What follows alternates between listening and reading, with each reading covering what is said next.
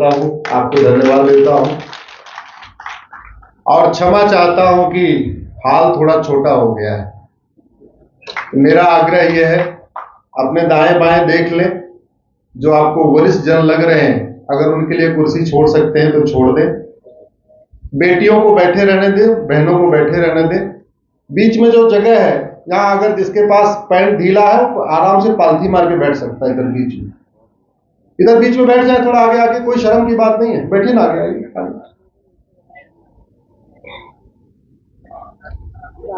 कुछ senior citizen है, उन्हें बैठा लें, उनको देख देख के ना मेरा बार बार ध्यान मेरा वो हो रहा है। सीनियर सिटीजन को बैठा लें, कोई शर्म की बात नहीं, बीच में जगह है, ये बीच में जगह है, पालथी मार के बढ़िया बैठे आराम से, आगे भी बैठ सकते हैं। इसमें कितने लोग विवाहित हैं, जरा हाथ उठाएं।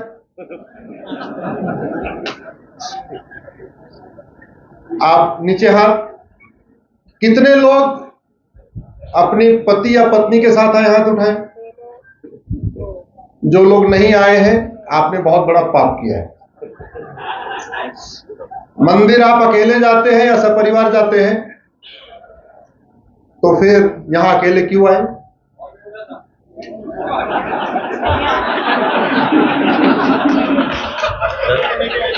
ये क्या लगाने को कह रहे हैं?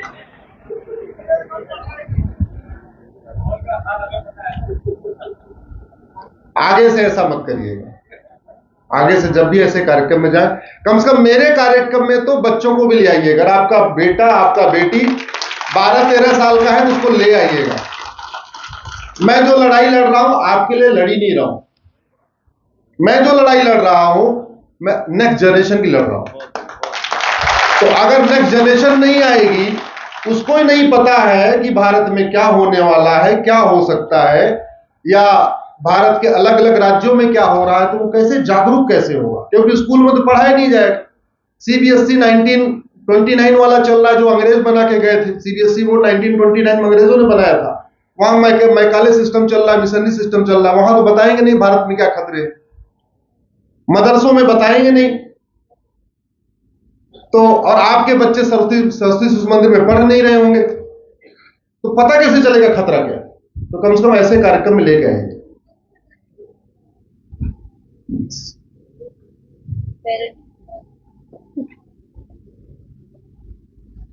आज हम लोग यहां बहुत अच्छी तरीके से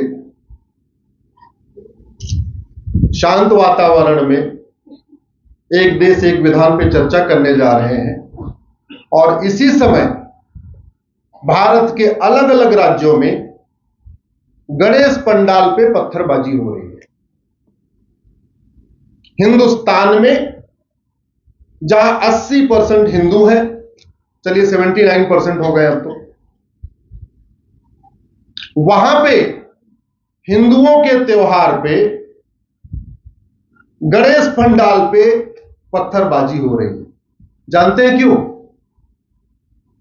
क्योंकि गुलामी के दौरान भगवान गणेश की मूर्ति बदल दी गई।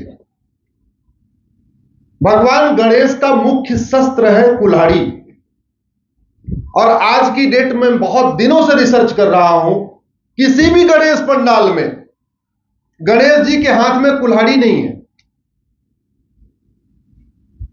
आज तक मैंने नहीं देखा, आपने देखा होगा तो मुझे नहीं पता। और गणेश पंडाल में जब भगवान को बुलाते हैं तो लड्डू 5-5 किलो, 10-10 किलो सब कुछ मोदक चढ़ा रहे हैं, लेकिन कुल्हाड़ी की पूजा ही नहीं होती। शोभा यात्रा निकालते हैं, गणपति बप्पा मोरया, लेकिन हाथ में कुल्हाड़ी होती नहीं। गुलामी के दौरान हमारी परंपराएं खत्म हुई हैं। गुलामी के पहले यह मत सोचिएगा कि गणेश पूजा केवल तिलक जी ने शुरू किया। अरे गणेश भगवान तो आदिदेव हैं, सबसे पहली पूजा उनकी होती रही है, और पूरे देश में गणेश पूजा हुआ करती थी। और जब जब शोभा यात्रा निकलती थी तो भक्तों के हाथ में कुल्हाड़ी हुआ करती थी। आगे आगे गणेश जी चल रहे, पीछे पीछे, पहले गाड़ी वाड़ी तो होती नहीं थी, सर पर रख लेते थे गणेश की मूर्ति, और पीछे पीछे जितने भक्त चल रहे हैं सबके हाथ में कुल्हाड़ी 5 फीट की, 6 फीट की। हमने छोड़ दिया। परशुराम जयंती मनाते हैं। परशुराम जी का मुख्य अस्त्र क्या है? शोभा यात्रा निकालते हैं, जय परशुराम जय परशुराम जय परशुराम, लेकिन पीछे आपके परसा नहीं होता। शिवरात्रि पे शोभा यात्रा निकालते हैं शंकर जी की, हाथ में त्रिशूल नहीं होता। नवरात्रि पे दुर्गा यात्रा निकालते हैं, लेकिन आपके हाथ में तलवार नहीं होती। भगवान कृष्ण का प्रमुख शस्त्र था भाला।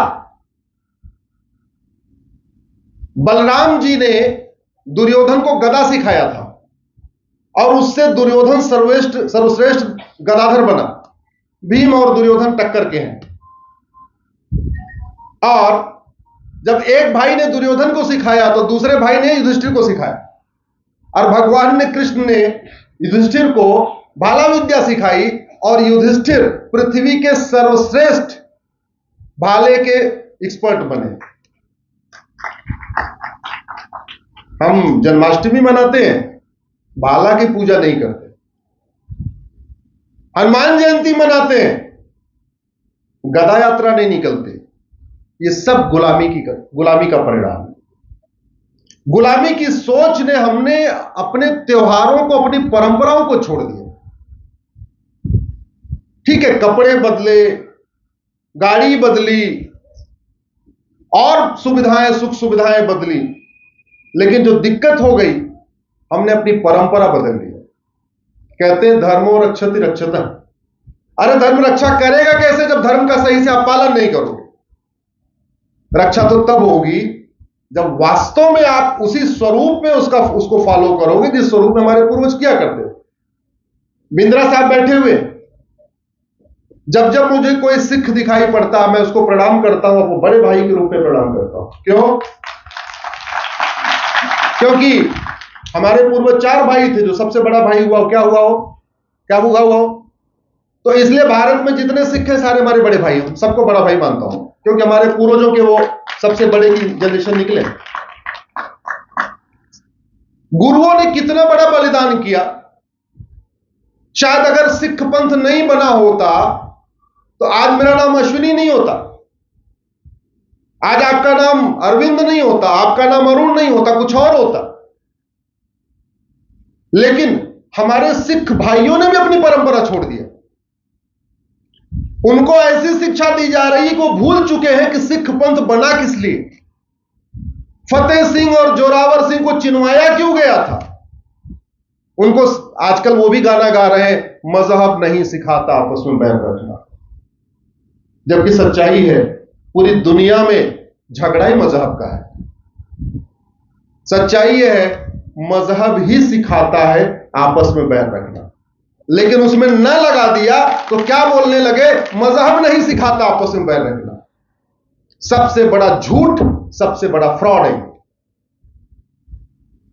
500 साल के अंग्रेजों की गुलामी, 150-200 साल की, 500 साल मुगलों की, 150-200 साल के अंग्रेजों की, इस 700 सालों में हमें जड़ों से काट दिया।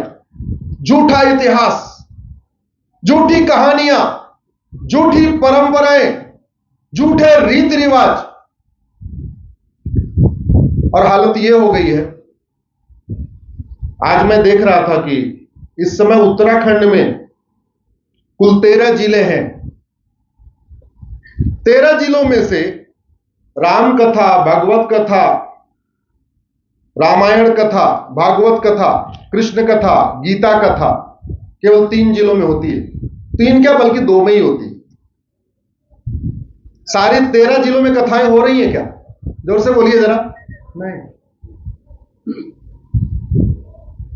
हमारे जो कथावाचक हैं, चाहे वो भागवत कथावाचक हैं, चाहे वो कृष्ण कथावाचक हैं, राम कथावाचक है, जो अलग अलग कथा करते हैं, आपको जान के ये तकलीफ होगी और मुझे बहुत तकलीफ है।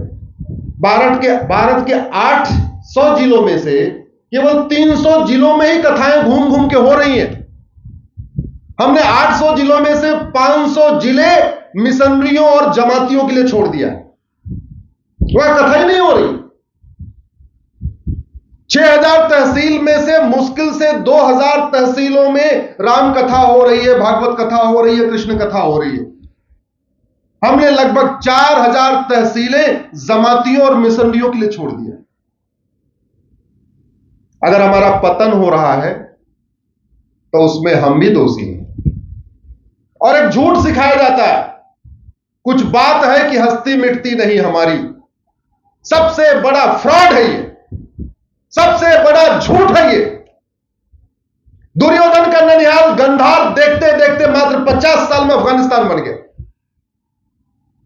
जहां से माता कैकेयी आई थी, 50 साल के अंदर वो कैकेयी पाकिस्तान बन गया। 50 साल के अंदर ईस्ट बंगाल बांग्लादेश बन गया। और 50 साल के अंदर शंकराचार्य जी की धरती कश्मीर, वहां से हिंदू खत्म हो गए। हमारी हस्ती भी मिट रही है, हमारी बस्ती भी मिट रही है, और झूठी बातें करते हैं ताली बजवाने के लिए कि कुछ बात है कि हस्ती मिटती नहीं हमारी। अरे दुनिया से मिट गए वो तो छोड़ो, भारत के 800 जिलों में से 200 जिलों में मिट गए। मेरी पीआईएल चल रही है। मैंने कहा कि इन 200 जिलों में हिंदुओं को माइनॉरिटी का दर्जा दे दो। 6,000 तहसीलों में से 1,500 तहसीलों में हमारी हस्ती भी मिट चुकी है, बस्ती भी मिट चुकी है। 28 राज्य, 8 केंद्र शासित प्रदेश, टोटल हो गए 36। 36 में से 9 राज्यों में हमारी हस्ती भी मिट चुकी है, हमारी बस्ती भी मिट गई है। और ताली बजवाने के लिए हम बोलते रहते हैं कुछ बात है कि हस्ती मिटती नहीं हमारी। अरे आपके जिले से भी आपकी हस्ती मिट रही है, आपके जिले से भी आपकी बस्ती मिट रही है। और विश्वास नहीं है तो जनगणना तो 10 साल पे होती है, वोटर लिस्ट हर साल अपडेट होती है, हर चुनाव के पहले होती है। ज्यादा नहीं, 1999 में लोकसभा चुनाव हुआ था और अभी 2024 में लोकसभा चुनाव हुआ है। अपने लोकसभा की, देहरादून की 1999 की वोटर लिस्ट और 2024 की वोटर लिस्ट चेक कर लो, फिर आपको पता चलेगा आपकी हस्ती भी मिट रही है, आपकी बस्ती भी मिट रही है। भारत के किसी भी विधानसभा की 25 साल पुरानी वोटर लिस्ट और लेटेस्ट वोटर लिस्ट चेक कर लीजिए। भारत के किसी म्यूनिसिपल वार्ड की 25 साल पुरानी वोटर लिस्ट और लेटेस्ट वोटर लिस्ट चेक कर लीजिए, फिर आपको पता चलेगा हस्ती भी मिट रही है, बस्ती भी मिट रही है। ये गलतफहमी मत रही। और एक पैटर्न है,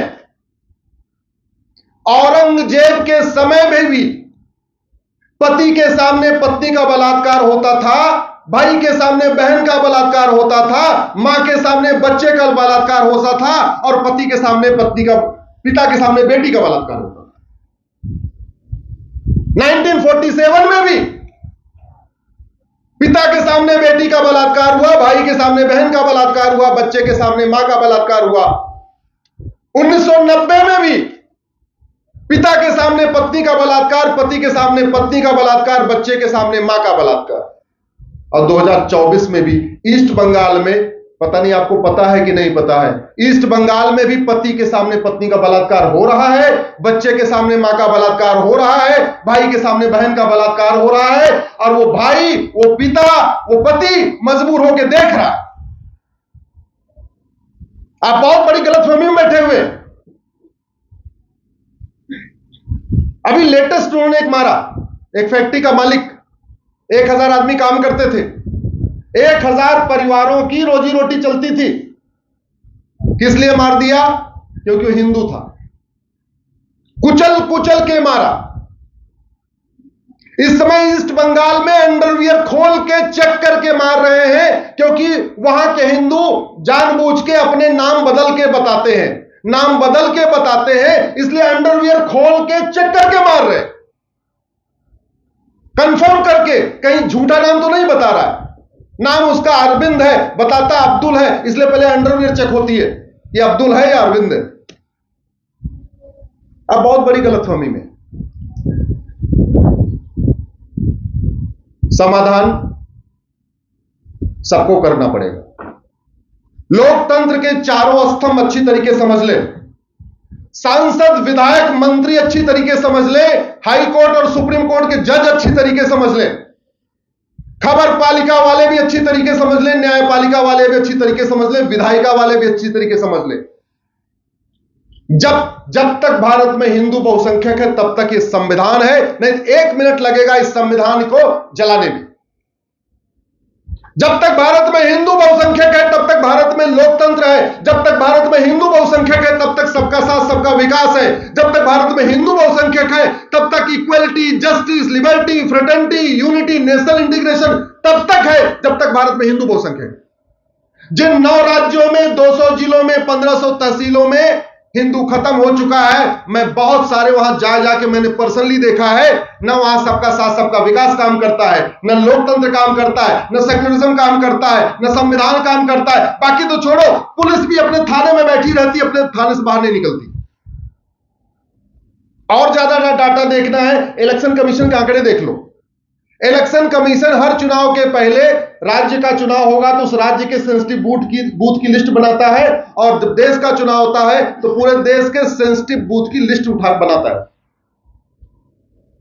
जहां 100% हिंदू होते हैं, आज तक वो कभी सेंसिटिव हुआ ही नहीं। लेकिन जहां हिंदू 50% भी हो जाते हैं, वो इलेक्शन कमीशन की नजरों में सेंसिटिव बूथ हो जाता है। जहां 100% हिंदू होते हैं, वो कभी पुलिस की नजरों में सेंसिटिव बूथ नहीं होता। जैसे ही हिंदू 50% हो जाता है, पुलिस की नजरों में सेंसिटिव बूथ हो जाता है। यह कड़वी सच्चाई है। भारत तब तक है, भारतीय संस्कृति तब तक है जब तक हिंदू बहुसंख्यक है।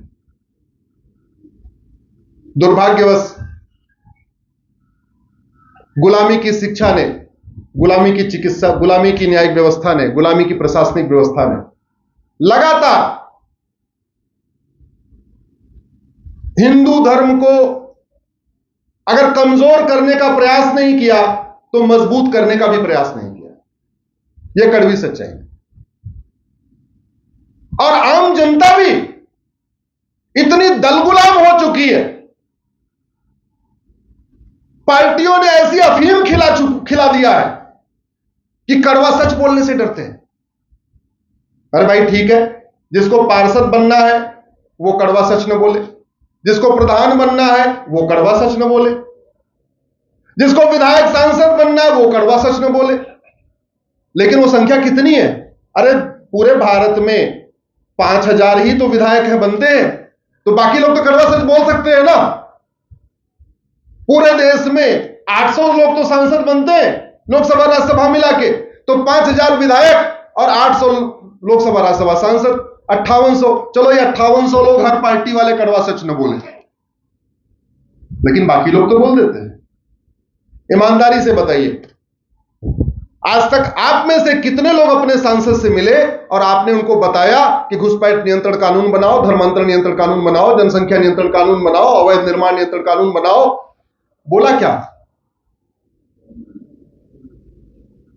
1 2 3 4 5 हाथ उठाया। अच्छी बात है, मैं आपको धन्यवाद देता हूं। इस कड़वी सच्चाई को आपने समझा आज, और झूठा हाथ नहीं उठाया। मैं आपके लिए ताली बजा रहा हूं कि आपने झूठा हाथ नहीं उठाया। नहीं तो हाथ उठा देते तो मैं कौन सा काउंटिंग करने जा रहा हूं। आगे से करिए, अपने सांसद विधायक से मिलिए, उनके साथ फोटो मत खिंचवाइए, उनके साथ अपनी पर्सनल कोई बात मत करिए, उनको बर्थडे पे इनवाइट करने के लिए मत मिलिए, राष्ट्र के लिए मिलिए, सनातन के लिए मिलिए, भारत की संस्कृति बचाने के लिए मिलिए। उनको बताइए ये खतरे हैं। उनको बताना क्यों जरूरी है? क्योंकि 24x7 उनको वोट और नोट वाले घेर के बैठे हुए हैं। 24x7 उनको लोग घेरे हुए। साहब ऐसे ठेका हो जाएगा तो 20% मिल जाएगा, ऐसे हो जाएगा तो 15% आ जाएगा, ऐसे हो जाएगा तो ये हो जाएगा, ऐसे ट्रांसफर हो जाएगा तो ये हो जाएगा। अरे वो भी तो इंसान है। भारत माता की रक्षा करने के लिए तो लोग उनको मिलते नहीं है। और हमने क्या सोच लिया, हमने वोट दे दिया, हमारा काम तो खत्म, बाकी वो खुद ही करता रहे। अरे वो भी इंसान है। जैसे आप उनको रिमाइंड कराने के लिए नहीं मिल सकते हो, तो बाकी कामों में इतने व्यस्त हैं, उनको कहां से टाइम आएगा? अपने ऊपर मत लीजिएगा। ये वीडियो आपका 5-6 करोड़ लोग देखेंगे, इसलिए सब बात अपने दिल पे मत ले लीजिएगा। मैं संबोधित आपको कर रहा हूं, देहरादून के लोगों को कर रहा हूं, लेकिन चूंकि ये वीडियो बहुत लोग जाएंगे इसलिए।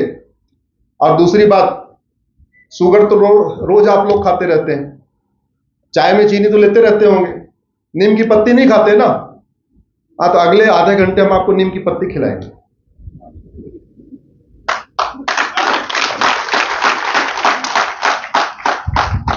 मैं अपने धर्म गुरुओं से निवेदन करता हूं, अपने सभी महामंडलेश्वर से, चूंकि आज देवभूमि पे एक कार्यक्रम हो रहा है, देवभूमि उत्तराखंड पे यह कार्यक्रम हो रहा है, जहां ऋषिकेश हरिद्वार में हमारे बहुत सारे महामंडलेश्वर आचार्य, कथावाचक, धर्म गुरु सब लोग रहते हैं। उन सब से आज हाथ जोड़ के निवेदन करता हूं, आप लोग अब प्रमुख शहरों को छोड़िए। आप जिस शहर में एक बार कथा कर चुके हैं उस शहर में दोबारा कथा मत करिए। और यह मैंने सिद्धांत बनाया हुआ है, जिस शहर में एक बार कार्यक्रम हो जाता है मैं उस शहर में दोबारा नहीं जाता। साल में एक बार में एक शहर में एक ही बार जाता हूं। 2024 का आज मेरा 77वां कार्यक्रम है, 77 प्रोग्राम है आज। 2024 में भी वो सैटरडे संडे हॉलीडे आया नहीं जब मैं अपने घर में रहूं।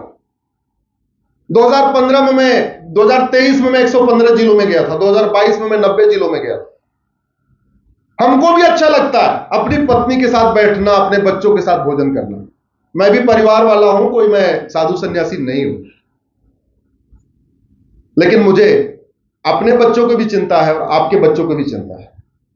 इसीलिए मैं Monday to Friday Supreme Court रहता हूं और फ्राइडे शाम को बाहर निकल जाता हूं, फिर संडे देर रात लौटता हूं या मंडे को लौटता हूं।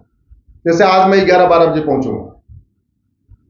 मेरा आप लोगों से निवेदन है, पहला तो आपके पास स्मार्टफोन सबके पास है ना, आप फेसबुक का उपयोग करिए। आप लोग इंस्टा करते होंगे, ट्विटर करते होंगे, जो भी करते होंगे। मैं आप लोगों से हाथ जोड़ के निवेदन कर रहा हूं, 5000 फेसबुक फ्रेंड बनाइए। अपने नाम वालों को अपना फ्रेंड बनाइए। आपका नाम आशा यादव है तो सबसे पहले आशा यादव को जोड़िए। आशा यादव मिलना बंद हो जाए, आशा को जोड़िए। आशा मिलना हो जाए तो ठीक है, मधु यादव, रीता यादव, मीता यादव, उनको भी जोड़िए। लेकिन केवल अपने रिश्तेदारों को फेसबुक फ्रेंड मत बनाइए। आप देहरादून में बैठे बैठे मुर्शिदाबाद वालों को भी बनाइए, देहरादून में बैठे बैठे कच्छ वालों को भी बनाइए।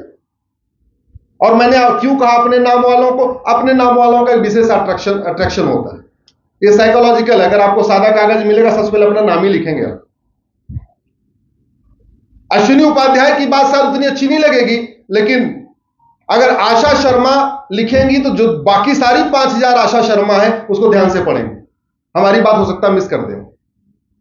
5-5 हजार फेसबुक फ्रेंड बनाइए, लिखना शुरू करिए। और समस्या नहीं, समस्या लिखने के लिए भारत में 500 अखबार हैं, समस्या बताने के लिए भारत में 500 टीवी चैनल हैं। लोकसभा राज्यसभा में भी समस्या पे ही चर्चा होती है, मूल कारण अस्थायी समाधान पे चर्चा नहीं होती। आप समस्या लिखिए, उसका मूल कारण लिखिए, उसका स्थायी समाधान लिखिए। कुछ लोग कुछ दिन बुरा मानेंगे, लेकिन मैं कह रहा हूं एक बार आप लिखना शुरू करेंगे, 1-2 महीने आपका लोग मजाक बनाएंगे, हो सकता है कुछ विरोध करें, लेकिन 3-4 महीने के बाद कहेंगे हाँ आप जो कह रहे बिल्कुल सही कह रहे, आपने सच लिखना शुरू कर दिया। तो सबसे पहले आप लोगों से आग्रह, 5-5 हजार फेसबुक फ्रेंड बनाइए। दूसरा आग्रह, महीने में एक बार अपने सांसद विधायक से मिलिए, निस्वार्थ भाव से मिलिए, केवल भारत माता के लिए मिलिए, सनातन धर्म के लिए मिलिए, हिंदू धर्म के लिए मिलिए। बर्थडे की इनविटेशन या बाकी किसी और शादी का इनविटेशन देने के लिए नहीं। जब भारत माता के लिए मिले तो उनके साथ फोटो भी मत खिंचवाइए। माननीय सांसद विधायक को यह भी एहसास नहीं होना चाहिए कि हमारे साथ फोटो खिंचवाने आया था। फोटो खिंचवा लेंगे तो आपकी बात की वैल्यू कम हो जाएगी। सीधे मिलिए, पॉइंट टू पॉइंट बात करिए, वहां से चल दीजिए। उनको एहसास भी नहीं होना चाहिए कि इसने साथ में फोटो भी खिंचवाया। और दूसरा, मैं आग्रह अपने धर्म गुरुओं से कह रहा हूं कि प्लीज आप ऋषिकेश हरिद्वार छोड़िए। आप जितना आपका बिजी शेड्यूल है उस शेड्यूल में यह सुनिश्चित करिए एक शहर में एक बार कथा करेंगे साल में, उसके बाद बाकी जगह जाएंगे। मैं देख के आश्चर्य होता है, हमारे धर्मगुरु सिंगापुर में जाके कथा कर रहे हैं, ऑस्ट्रेलिया में कर रहे हैं, लेकिन झारसुगुड़ा में नहीं कर रहे हैं, कालाहांडी में नहीं कर रहे हैं। हमने 6000 तहसीलों में से 2-4 हजार तहसीलें खुली छोड़ दिया है कि जो मन आए जो सिखा के चला जाए। आज मैं एक आग्रह संभ्रांत लोगों से कर रहा हूं, संपन्न लोगों से कर रहा हूं। अगर आपके पास कुछ पैसा है, आपके घर में कोई काम धाम करता है, आप अपने कपड़ा प्रेस करने वाले से पूछिए कि तुम्हारे गांव में मंदिर है क्या। अपने धोबी से पूछिए, अपने नाई से पूछिए, अपने ड्राइवर से पूछिए कि क्या तुम्हारे गांव में कोई मंदिर है क्या। अगर वो कहता है नहीं, तो प्रयास करिए उसके गांव में एक मंदिर बनवाने के लिए।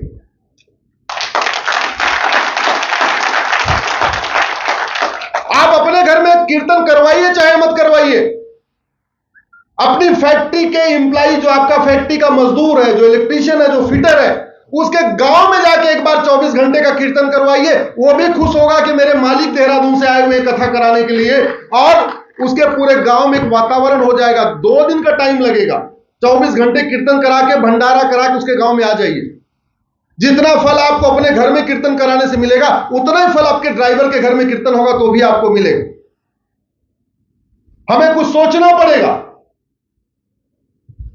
मैं ये देखता हूं, कुछ लोग तो दिल्ली में, कलकत्ता में बड़े बड़े मारवाड़ी समाज के लोग हैं, माहेश्वरी समाज के लोग हैं, अग्रवाल समाज के लोग हैं, साल में 1-1 करोड़ रुपए खर्च कर देते हैं, लेकिन कथा वहीं कलकत्ता में कराते हैं या वहीं दिल्ली में कराएंगे। मैं सबसे आग्रह करता हूं, आपकी फैक्ट्री में अगर 500 लोग काम करते हैं, 100 लोग काम करते हैं, 200 लोग काम करते हैं, अपने उन एम्प्लॉय से पूछिए उनके गांव में क्या चल रहा है, उनके गांव में कहीं धर्मांतरण तो नहीं हो रहा है, उनके गांव में मंदिर है कि नहीं है, उनके गांव में गणेश पंडाल लगता है कि नहीं लगता, उनके गांव में दुर्गा पंडाल लगता है कि नहीं लगता, उनके गांव में हनुमान जयंती मनाई जाती कि नहीं जाती, उनके गांव में परशुराम जयंती मनाई, कुछ तो होगा। सब कुछ करते सकते हैं हम सक्षम लोग। देहरादून वाले सब सुरक्षित हैं, देहरादून वाले सब जान गए, आप लोग सब जान गए। प्रयास ये करने की जरूरत। आता हूं अब मूल विषय के ऊपर।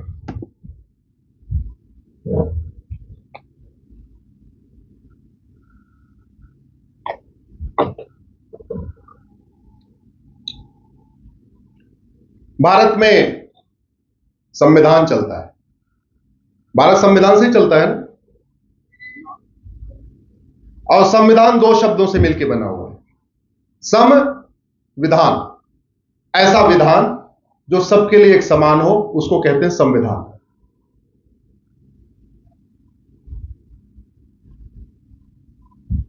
इस भारत के संविधान में WAQF, वक्फ, कहीं लिखा ही नहीं।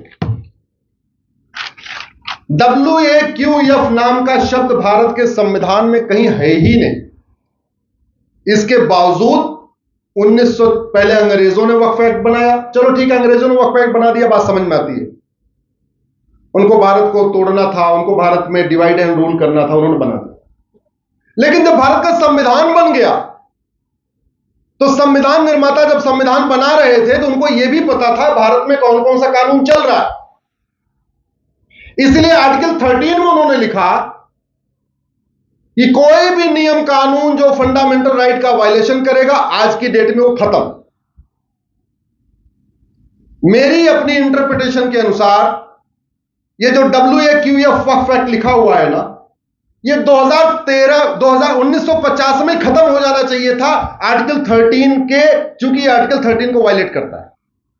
आर्टिकल 13 कहता है कोई नियम, कोई कानून, कोई रीति, कोई परंपरा, कुछ भी जो फंडामेंटल राइट का वायलेट करता है, आर्टिकल 14, 15, 16, 21, किसी भी फंडामेंटल राइट को, वो आज की डेट से खत्म। आज की डेट कौन सी? 26 जनवरी 1950। तो करना यह था कि केवल जैसे ही नेहरू जी की सरकार बनी, उनको एक रिजोल्यूशन लाना था कि भैया आज के बाद ये कुरीतियां खत्म, ये कुप्रथाएं खत्म, ये कानून खत्म। उदाहरण के लिए जितने प्री इंडिपेंडेंस कानून है, वो सारे के सारे कॉन्स्टिट्यूशन के फंडामेंटल राइट को वायलेट करते हैं। चाहे वो 1872 का क्रिश्चियन मैरिज एक्ट है, चाहे वो 1936 का पारसी मैरिज एक्ट है, चाहे वो 1937 का शरीयत एक्ट है, चाहे वो 1917 का वक्फ एक्ट है। जितने भी कानून 1950 से पहले बने थे, 1947 से पहले बने थे, ये 100% कॉन्स्टिट्यूशन के पार्ट 3 का वो वायलेट करते हैं, फंडामेंटल राइट के वायलेट करते हैं, इक्वलिटी के खिलाफ। तो सबसे बढ़िया था कि भैया ये कुरीतियां खत्म, आज हम आजाद हो चुके हैं। आर्टिकल 13 कहता है कि सारी कुरीति खत्म, कुप्रथाएं खत्म, और जो भेदभाव पैदा करने वाले कानून खत्म। तो आज से वक्फ पे खत्म, क्रिश्चियन मैरिज एक्ट खत्म, शरीयत एक्ट खत्म, पारसी मैरिज एक्ट खत्म, 3 तलाक, हलाला, मुता, मिस्यार खत्म, तहर्रुस खत्म, तलाके हसन, तलाके बाइन, तलाके किनाया खत्म। ये खत्म, आज के बाद ये लागू। और उस समय करना बहुत आसान था। आप कल्पना करिए 1950 में वक्फ एक्ट के पास 50,000 एकड़ जमीन थी, और आज कितनी हो गई है? लगभग 10 लाख एकड़। आज वक्फ एक्ट खत्म करने पे ज्यादा शोर शराबा होगा या 1950 में होता? 1950 में होगा। 1950 में खत्म करना आसान था। क्यों आसान था? क्योंकि मेरा व्यक्तिगत मत यह है, यह वक्फ एक्ट केवल अनकॉन्स्टिट्यूशनल नहीं है, अन इस्लामिक और अन कुरानिक भी है। अन इस्लामिक कैसे? इसको समझिए। वक्फ को जो डिफाइन किया गया हदीसों में, उसमें यह कहा गया है कि जो जमीन पाक हो, जो जमीन जायज हो, जो जमीन नेक तरीके से इकट्ठा की गई हो, पुश्तैनी जमीन हो या हमारी अपने नाम की जमीन हो, वो जमीन वक्फ कर सकते हैं। जिसको वक्फ कहते हैं उसको हम दान कहते हैं। ये वक्फ शब्द तो भी 1300 साल पुराना है, दान शब्द तो हजारों साल पुराना है। और हमारे देश में तो जमीन तो छोड़िए, हमारे देश में तो देहदान तक होता रहा। कितने हमारे ऋषि महर्षि अपने देह भी दान करके चले गए। अब बगुड़ा सर, आपकी जमीन में तलवार के दम पे कब्जा कर लूं तो क्या उसको मुझे दान करने का अधिकार है क्या? ऐसे आप बताइए जोर से, है? नहीं है। मैं आपकी गाड़ी चोरी कर लूं, क्या उसको मैं दान कर सकता हूं क्या? मैंने तो अपराध कर दिया। मैं आपकी जेब काट के, आपका पर्स छीन के, क्या उसको दान कर सकता हूं क्या? नहीं, वो तो अधर्म है और अपराध मैंने किया। इसका मतलब यह हुआ, बाबर, हुमायूं, तुगलक, गजनी, गोरी, तुगलक, खिलजी, औरंगजेब, शेरशाह, उनको वक्फ का अधिकार ही नहीं था। क्योंकि भारत की जो जमीन है, ना उनकी पुश्तैनी जमीन, ना उन्होंने यहां नेक तरीके से खरीदी, मेहनत ईमानदारी से। अरे उन्होंने तो तलवार के दम पे कब्जा किया, हत्या की धमकी देके कब्जा किया, बलात्कार की धमकी देके कब्जा किया, आगजनी की धमकी देके कब्जा किया। तो वो जमीन पाक कैसे हो गई? वो जायज जमीन कैसे हुई? वो नेक जमीन कैसे हुई? वो तो नापाक जमीन है, नाजायज जमीन है। और फिर जो नापाक है, नाजायज हो, वक्फ कैसे हो गई? जब मुगलों को यह वक्फ का अधिकार नहीं है, तो उनके नवाबों, उनके निजामों, उनके जमींदारों, उनके जागीरदारों को भी अधिकार नहीं। क्योंकि उन्होंने पूरा राज्य अपने कब्जे में लिया तलवार के दम पे, और उसमें से 10-10, 20-20 गांव नवाबों को दिया, निजामों को दिया, जागीरदारों को दिया, जमींदारों को दिया। तो जिनको दिया, क्यों दिया? क्योंकि वो उनकी रक्षा करते थे। भारत के किसी व्यक्ति ने स्वेच्छा से अपनी जमीन किसी मुगल को दिया था क्या? जोर से बोलिए जरा। स्वेच्छा से किसी नवाब, किसी निजाम, किसी जागीरदार, किसी जमींदार को दिया क्या? नहीं। इसका मतलब यह हुआ, न मुगलों को वक्फ का अधिकार था, न उनके नवाबों, निजामों, उनके जागीरदारों, जमींदारों का अधिकार। तो जो 50,000 एकड़ 1950 में जमीन आई, वो पूरी की पूरी वक्फ हो ही नहीं सकती थी। और अगर किसी ने किया हो तो बताए। भाई, भारत में 99% जो मुस्लिम है वो कन्वर्टेड हिंदू हैं। मात्र 1% हिंदू हैं जो बाहर, 1% मुस्लिम हैं जो बाहर के हैं। उदाहरण के लिए, मदनी की फैमिली मदीना से आई, बुखारी की फैमिली बुखारा से आई, ऐसे एक हैदराबाद की फैमिली है वो भी बाहर से आई है, एक दुरानी फैमिली है वो बाहर से आई। ज्यादा से ज्यादा हार्डली 1% है जो बाहर के आए, बाकी 99% तो यहीं के हिंदू थे। उन्होंने स्वेच्छा से तो दिया नहीं, वो तो बेचारे तलवार के दम पे, हत्या बलात्कार के डर से कन्वर्ट हो गए। और ये लोग जो कहते हैं, जो आज की डेट में वक्फ के बारे में बहुत चिल्ला रहे हैं, ये अपना बता भी नहीं रहे। मैं कई बार पब्लिकली कह चुका हूं कि मदनी साहब बताएं कि उनकी फैमिली ने कितनी जमीन पाक तरीके से यहां कमाई और कितनी जमीन वक्फ किया, वो बता नहीं रहे। बुखारी साहब भी नहीं बता रहे कि उनके पूर्वजों ने कितनी जमीन वक्फ किया। ओवैसी साहब भी नहीं बता रहे कि उनके पूर्वजों ने कितनी जमीन वक्फ किया, जो जायज तरीके से कमाई हो, नाजायज तरीके से नहीं। अब 1950 के बाद अब हो गई है 50,000 एकड़ की 10 लाख एकड़, यानी 9.5 लाख एकड़ बढ़ गई। सच्चर कमेटी कहती है कि मुस्लिम्स की हालत, जब मैं मुस्लिम वर्ड यूज नहीं करता, मैं उसको कन्वर्टेड हिंदू कहता हूं, तो कि कन्वर्टेड हिंदुओं की हालत दलितों से बदतर है। ओवैसी भी कहते हैं कन्वर्टेड हिंदुओं की हालत दलितों से बदतर है, और आंकड़े भी बता रहे हैं। पिछले 10 साल का आंकड़ा उठा के देख लीजिए, मोदी सरकार की जितनी स्कीम है उसमें 35% कन्वर्टेड हिंदुओं को जा रही है। मुफ्त मकान 35%, मुफ्त राशन 35%, मुद्रा लोन 35%, वजीफा 35%, 35, 36, 37%, मिनिमम 35% है। तो जो आदमी खुद ही मजलूम है, जो खुद ही खैरात ले रहा है सरकार से, जो खुद ही बेघर है, जिसके पास खुद का राशन नहीं है, खुद की जमीन नहीं है, खुद का मकान नहीं है, खुद का कोई रोजगार नहीं है, वो वक्फ करेगा क्या? जोर से बोलिए जरा। तो फिर ये 50,000 एकड़ 10 लाख एकड़ कैसे हो गई? जानते हैं, ये वक्फ, ये जो 9.5 लाख एकड़ जमीन बढ़ी है, ये कांग्रेस के द्वारा बनाए गए घटिया कानून के कारण हुई।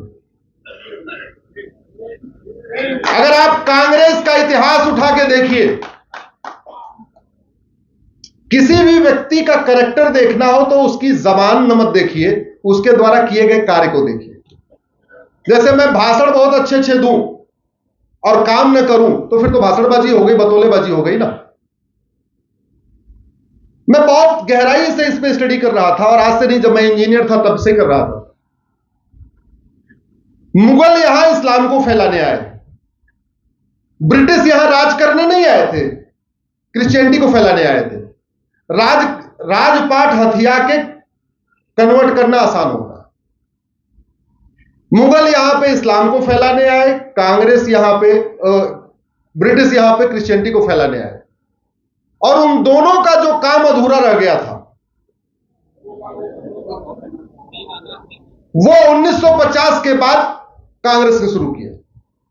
जैसे 1954 में भारत की चिकित्सा व्यवस्था को बर्बाद करने के लिए ड्रग एक्ट बना दिया, 1955 में 54 में वक्फ एक्ट बना दिया, फिर ऐसे एक के बाद प्लेस ऑफ वर्शिप एक्ट है, माइनॉरिटी कमीशन एक्ट है, FCRA है, ऐसे 50 कानून उन्होंने बना रखे हैं। उस 50 में से लगभग 25 कानून हमने चैलेंज किया हुआ है सुप्रीम कोर्ट और हाई कोर्ट में। ये जो जमीन है ना, 9.5 लाख एकड़ जो बढ़ी है, ये पार्क है, ये खेल का मैदान है, ये हाईवे के किनारे की जमीन है, रेलवे के किनारे की जमीन है, नदियों के किनारे की जमीन है, पहाड़ियों के किनारे की जमीन है, जंगल है, ऊसर है, बंजर है, शादी विवाह के लिए जो स्थान है वो है, गोचर जमीन है, ये सारी वो जमीनें। क्यों? क्योंकि ये कानून ये कहता है, एक पेपर में निकाल दो और 30 दिन तक अगर कोई आके उस पर दोबारा जवाब न दे तो जमीन आपकी हो गई, वक्फ की हो गई। तो बड़े, और इसमें यह भी नहीं लिखा कि कौन से पेपर में निकालना। भारत में 500 पेपर ऐसे निकलते हैं जिनको कोई पढ़ता ही नहीं है। ऐसे आपके देहरादून में भी पेपर निकलते होंगे 2-2, 3-3, 4-4 पन्ने वाले, जिनको कोई पढ़ता ही नहीं होगा। तो ये वक्फ बोर्ड ने क्या किया, ऐसे पेपर में नोटिस देता था जिसको कोई पढ़ता ही नहीं था, और 30 दिन के बाद डीएम को कहता था हमने नोटिस दे दिया, कोई जवाब आया नहीं, कोई इसको अपोज कर नहीं रहा है, एक काम करो जमीन खाली कराओ। और इस कानून में डीएम को वक्फ बोर्ड के नीचे रखा हुआ है। डीएम के पास इतना अधिकार नहीं, जो जिले का मालिक है, जो पुलिस का मालिक, शिक्षा का मालिक, हर व्यवस्था का मालिक जिलाधिकारी, उसको इतना अधिकार नहीं वक्फ बोर्ड से कह सके नहीं नहीं ये जमीन तो किसी और की। मतलब अगर वो डीएम कंपाउंड को कह दे वक्फ बोर्ड की है, तो डीएम की इतनी हिम्मत नहीं है कह दे नहीं नहीं ये तो हमारा डीएम कंपाउंड है, उसको भी खाली करके वहां से भागना पड़े। मैं अतिशयोक्त नहीं बोल रहा हूं। इस कानून के हिसाब से अगर वक्फ बोर्ड कह दे ये सुप्रीम कोर्ट वक्फ बोर्ड की प्रॉपर्टी है, सुप्रीम कोर्ट के रजिस्ट्रार जनरल उस नोटिस को सुप्रीम कोर्ट में चैलेंज नहीं कर सकते, उनको वक्फ बोर्ड जाना पड़ेगा, वक्फ ट्रिब्यूनल जाना पड़ेगा। अगर राष्ट्रपति भवन को भी कह दे तो राष्ट्रपति भवन के जो पदाधिकारी हैं कोर्ट में चैलेंज नहीं कर सकते। इस घटिया कानून का दुष्परिणाम यह हुआ क्योंकि इसकी नोटिस को आप अपने जिले में चैलेंज ही नहीं कर सकते, आपको जाना पड़ेगा राजधानी में। तो मेरठ मुजफ्फरनगर से लखनऊ है लगभग 600 किलोमीटर दूर। अब यह मेरठ मुजफ्फरनगर की जमीन को वक्फ डिक्लेयर करता है, उस नोटिस को मेरठ मुजफ्फरनगर में आप चैलेंज नहीं कर सकते। सहारनपुर में जाना कहां पड़ेगा आपको? लखनऊ। चलो आपकी निजी जमीन पर अगर नोटिस आई तब तो फिर भी आप चैलेंज कर लोगे। आपके बगल में जो ऊसर है, बंजर है, गोचर है, खेल का मैदान, उसके लिए आप लड़ोगे क्या? नहीं, आप लड़ोगे नहीं। लेखपाल लड़ेगा नहीं, पटवारी लड़ेगा नहीं, पेशकार लड़ेगा नहीं, तहसीलदार लड़ेगा नहीं, वो जमीन हो गई वक्फ की। ये इस घटिया कानून का दुष्परिणाम। और कॉन्स्टिट्यूशन में क्या लिखा हुआ है? Schedule 7 list 3 entry number 28, charity endowment. इसका मतलब हमें वक्फ एक्ट नहीं बनाना था 1954 में, हमें यूनिफॉर्म चैरिटी कोड बनाना था, हमें यूनिफॉर्म इंडाउमेंट कोड बनाना था, यूनिफॉर्म प्रॉपर्टी कोड बनाना था। यानी हमें एक देश एक दान संहिता बनाना था, एक देश एक धर्मस्थल संहिता बनाना था, एक देश एक संपत्ति संहिता बनाना था। और कांग्रेस ने क्या बना दिया? वक्फ एक्ट। यह भारत के संविधान के साथ सबसे बड़ा धोखा है। क्या ऐसा कानून हिंदुओं के पास है? नहीं। जैन के पास है? नहीं। बौद्ध के पास है? नहीं। सिख के पास नहीं है, बहाई के पास नहीं, ईसाई के पास नहीं, किसी के पास नहीं। भारत का संविधान केवल 2 कैटेगरी के लिए अलग से कानून बनाने की परमिशन देता है, महिलाओं और बच्चों के लिए आर्टिकल 15 और SC ST के लिए आर्टिकल 46। भारत का संविधान कहता है भाई महिलाओं और बच्चों के लिए अलग से आप ट्रिब्यूनल बना सकते हैं, अलग से आप आयोग बना सकते हैं, अलग से आप मंत्रालय बना सकते हैं, अलग से उनके लिए योजना बना सकते हैं। दूसरा, SC ST के लिए अलग से आयोग बना सकते हैं, मंत्रालय बना सकते हैं, अलग से उनको बजट एलोकेट कर सकते हैं, अलग से उनके लिए आयोग भी बना सकते हैं। और किसी के लिए नहीं बना सकते, और मजहब के आधार पर तो बिल्कुल नहीं बना सकते। 1947 में विभाजन कैसे हुआ था? किस आधार पर हुआ था? जोर से बोलिए जरा। मजहब के आधार पर। क्या ये संविधान निर्माता हमारे, चाहे बाबा साहब अंबेडकर, सरदार पटेल, श्यामा प्रसाद मुखर्जी, इतने भी समझदार नहीं थे कि मजहब के आधार पर विभाजन हो गया और मजहब के आधार पर कानून लागू कर देंगे? वो नहीं। इसीलिए उन्होंने संविधान में कहा चैरिटी कोड बनेगा, इंडाउमेंट कोड बनेगा, यानी समान दान संहिता बनेगी, समान धर्मस्थल संहिता बनेगी। वो किया नहीं। एक देश एक विधान का मतलब केवल एक देश एक नागरिक संहिता नहीं होता। एक देश एक विधान पे मेरी करीब 25 PIL है। उस पे एक देश एक पुलिस संहिता, एक देश एक नागरिक संहिता, एक देश एक जनसंख्या संहिता, ऐसे अलग अलग करके 25 मेरी PIL है लगभग। तो बनना था uniform charity code, uniform endowment code, यानी हिंदी में कहेंगे समान दान संहिता, समान धर्मस्थल संहिता। और बन क्या गया? वक्फ एक्ट। मालदीव का क्षेत्रफल 75,000 एकड़ है और वक्फ बोर्ड के पास 10 लाख एकड़। यानी सर भारत में वक्फ बोर्ड के ऊपर 12 मालदीव बन जाएंगे। सिंगापुर 1,80,000 एकड़, यानी भारत में वक्फ बोर्ड के ऊपर 5 सिंगापुर बन जाएंगे। बहरीन 1,90,000 एकड़, यानी भारत में वक्फ बोर्ड के ऊपर 5 बहरीन बन जाएंगे, फिर भी जमीन बचेगी। हांगकांग 2,75,000 एकड़, 3 हांगकांग बनेंगे, फिर भी 1.25 लाख एकड़ जमीन बचेगी। डेनमार्क 3,45,000 एकड़, यानी 2 डेनमार्क बन जाएंगे, फिर भी 2 लाख एकड़ जमीन बचेगी। फिनलैंड 3,90,000 एकड़, 2 फिनलैंड बनेंगे, फिर भी 2 लाख एकड़ जमीन वक्फ बोर्ड के पास बचेगी। मॉरिशस 5 लाख एकड़, वक्फ बोर्ड के पास 10 लाख एकड़, 2 मॉरिशस बन जाएंगे भारत में वक्फ बोर्ड के ऊपर। लग्जमबर्ग 6 लाख एकड़, साइप्रस 8 लाख एकड़, जॉर्जिया 9 लाख एकड़।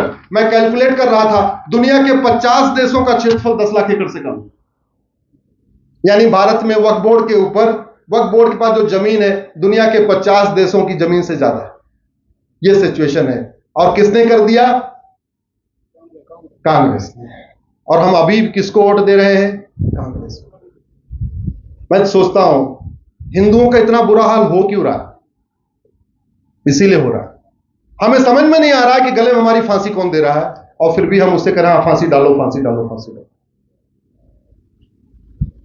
इतना बड़ा हमारे साथ धोखा हो गया, और फिर भी हम कह रहे हैं कि ठीक है, ठीक है, बड़ी बढ़िया है। मेरा यह मानना है 2 तरीका है। अगर वक्फ बोर्ड बने, जो लोग कह रहे हैं वक्फ बोर्ड चलना चाहिए, तो मैं भी कह रहा हूं चलना चाहिए। हमें इसी अधिकार वाला एक हिंदू बोर्ड और हिंदू ट्रिब्यूनल भी चाहिए। आप आप वक्फ बोर्ड की कॉपी पेस्ट मार दो और एक हिंदू बोर्ड, हमारा हिंदू एक्ट बना दो, हिंदू बोर्ड हिंदू ट्रिब्यूनल, फिर हम भी नोटिस भेजेंगे कि तुम्हारा गांव हमारा।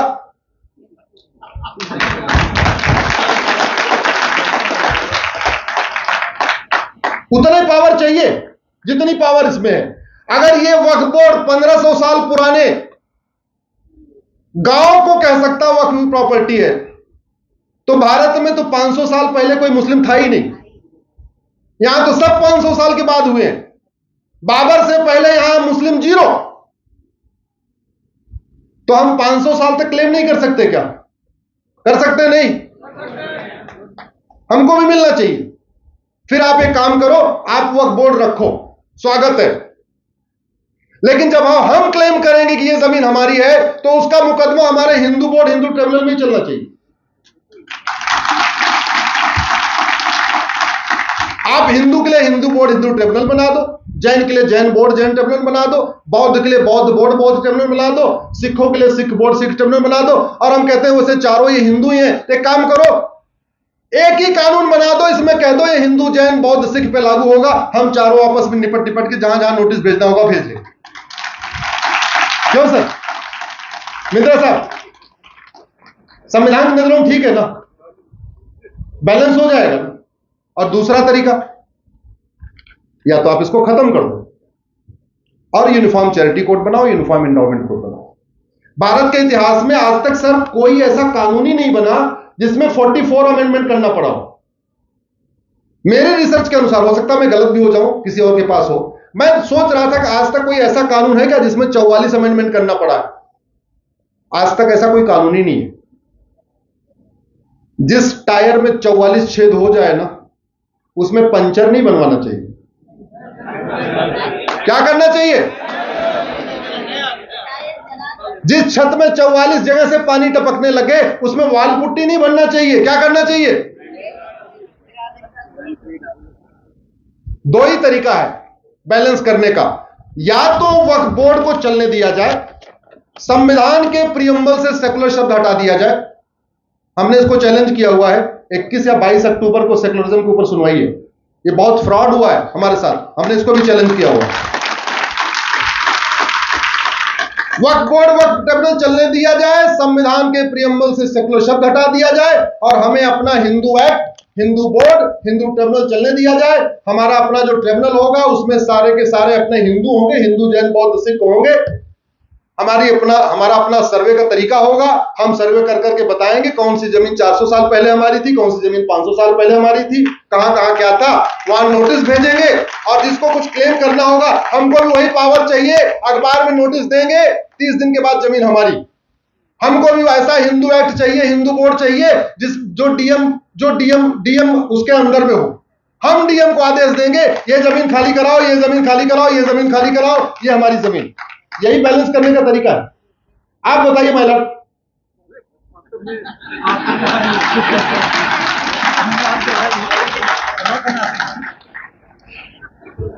मैंने इसलिए कहा कि भाई मैं बहस कर रहा हूं, जज साहब बैठे हैं, अगर कुछ मैं गलत कह रहा हूं तो आप करेक्ट कर दीजिए। हम तो इक्वलिटी की बात कर रहे हैं। अच्छा सुनिए, ताजुब की बात, पाकिस्तान में जो माइनॉरिटी है वो इक्वलिटी के लिए लड़ रही है कि हमको वो अधिकार दे दो जो यहां के मुस्लिम के पास है। बांग्लादेश की माइनॉरिटी हिंदू लड़ रही है, हमको वो अधिकार दे दो जो यहां पे मेजॉरिटी के पास। हमारा जरा देखिए, हम मेजॉरिटी होके कह रहे हैं हमको वो कानून दे दो जो माइनॉरिटी के पास। हम उल्टा कर रहे हैं और फिर भी नहीं मिल रहा। क्यों? क्योंकि आप बटे हुए हो। कोई ब्राह्मण बन के बैठा हुआ है, कोई क्षत्रिय बन के बैठा हुआ है, कोई वैश्य बन के बैठा हुआ है, कोई दलित बन के बैठा हुआ है, कोई हिंदू बन के बैठा हुआ है, कोई क्षत्रिय जैन बन के बैठा हुआ है, कोई बौद्ध बन के बैठा हुआ है, कोई सिख बन के बैठा हुआ। और याद रखिएगा, जब बांग्लादेश में हत्या बलात्कार हो रहा है तो ये नहीं देख रहे हैं ये हिंदू है कि जैन है कि बौद्ध है कि सिख है। वो ये नहीं देख रहे हैं ब्राह्मण है कि क्षत्रिय है कि वैश्य है कि दलित है। और वक्फ बोर्ड ने जमीनों पे कब्जा करते समय भी नहीं देखा ये जमीन किसकी है, बस नोटिस करती गई करती गई करती गई। ये वक्फ बोर्ड का सबसे बड़ा पाप ये है, अमीरों को नोटिस भेज भेज के एक्सटॉर्शन करता है और गरीबों को नोटिस भेज भेज के कन्वर्जन करता है। मेरठ मुजफ्फरनगर से 600 किलोमीटर दूर है। लखनऊ झाबुआ से भोपाल 700 किलोमीटर दूर है। झाबुआ में आदिवासी रहते हैं। उन आदिवासियों ने अपनी कभी लोकल कोर्ट ही नहीं देखी है। उन आदिवासियों ने अपनी कभी लोकल तहसील नहीं देखी है। वहां पे जाके वक्फ बोर्ड कहता तुम्हारा पूरा गांव वक्फ बोर्ड का है, खाली करो। नहीं कहते, नहीं क्यों खाली करूं, हम तो पहले से बोले नहीं नहीं हमारी है, हम डीएम को आदेश देंगे खाली करवाएंगे। फिर कैसे कोई रास्ता है क्या? हाँ बोले कन्वर्ट हो जाओ ना। अमीरों को भेज भेज के नोटिस देता है, उनसे वसूली करता है। अमीर तो पैसा दे देते हैं, भाई नोएडा से लखनऊ 10 बार जाए उससे अच्छा 10-20 लाख रुपए दे दे। मुजफ्फरनगर मेरठ से 10 बार लखनऊ जाए उससे 10-20 लाख रुपए में टरका दे, और गरीबों को कन्वर्जन करा रहा है। तो धर्मांतरण का भी बहुत बड़ा ये कानून केंद्र बन चुका है। दुर्भाग्य देखिए, भारत में धर्मांतरण कराने के लिए कम से कम 10 कानून चल रहे हैं। धर्मांतरण को प्रमोट करने के लिए कम से कम 100 से ज्यादा योजनाएं चल रही हैं। घर वापसी के लिए एक भी कानून नहीं है, और घर वापसी के लिए कोई योजना नहीं है। इस पे कभी और चर्चा करेंगे। 5:30 हो चुका है, समय काफी ज्यादा हो चुका है। बात तो मेरी पूरी हो चुकी है, अगर आप लोग कहें तो 5:30 हो चुका है।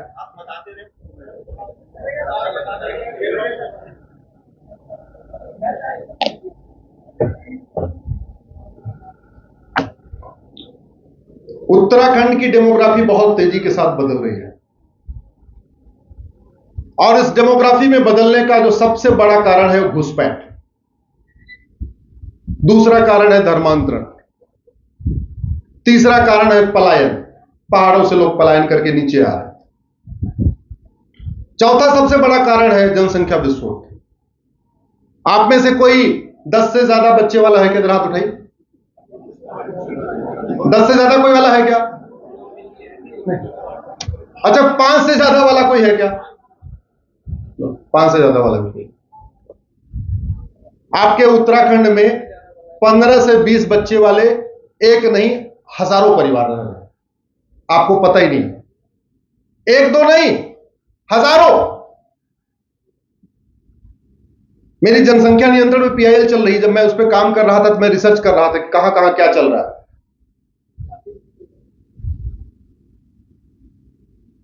अगर ये हालत रही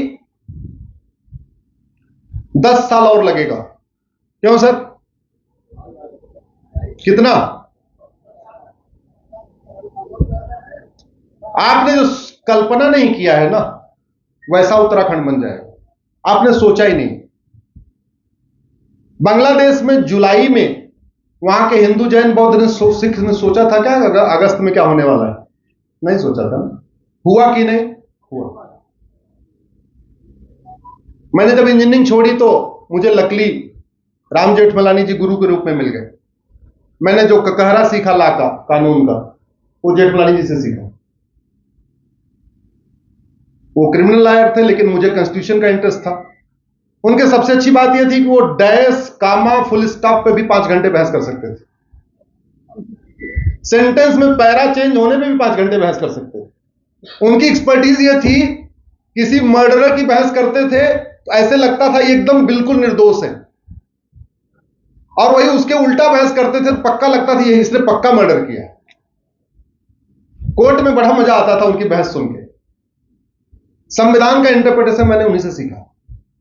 हमारे साथ दिक्कत ये हो गई, हमने संविधान का इंटरप्रिटेशन भी अपने तरीके से किया ही नहीं। ना करने का कारण यह था, बहुत सारे माननीय जज कॉन्वेंट स्कूल में पढ़े, बचपन से मजहब नहीं सिखाता, आपस में धर्म बैर रखना उनको उन्होंने पढ़ा। बहुत सारे माननीय जजों को धर्म और रिलीजन में अंतर ही नहीं पता कि धर्म क्या है, रिलीजन क्या है। एक मेरी सर पीआईएल चल रही है धर्म और रिलीजन के ऊपर। धर्म और रिलीजन में 20 अंतर होता है। एक सबसे बड़ा अंतर बता दूं, धर्म जोड़ता है, रिलीजन तोड़ता है। ये सबसे बड़ा अंतर है। धर्म equality, justice, liberty, fraternity, unity, national integration सिखाता है, जो कॉन्स्टिट्यूशन में लिखा हुआ है। रिलीजन ठीक इसके उल्टा सिखाता है। रिलीजन इक्वलिटी सिखाता है, equality among religion, universal equality नहीं सिखाता। Justice among religion, universal justice नहीं। Liberty among religion, universal liberty नहीं। Fraternity among religion, universal fraternity नहीं। और नेशनल इंटीग्रेशन का तो कॉन्सेप्ट ही नहीं है, वो कॉन्सेप्ट ही नहीं है रिलीजन में, नेशनल इंटीग्रेशन का। अगर हम उत्तराखंड को बचाना चाहते हैं तो सबसे पहले हमें संविधान के आर्टिकल 21A का ठीक से इंटरप्रिटेशन करना चाहिए और उत्तराखंड में सबसे पहले यूनिफॉर्म एजुकेशन सिस्टम लागू कर देना चाहिए। न मदरसा, न मिशनरी स्कूल,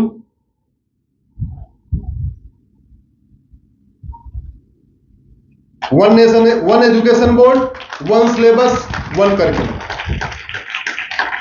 और इस पे सुप्रीम कोर्ट का जजमेंट भी है। 2011 में एक केस है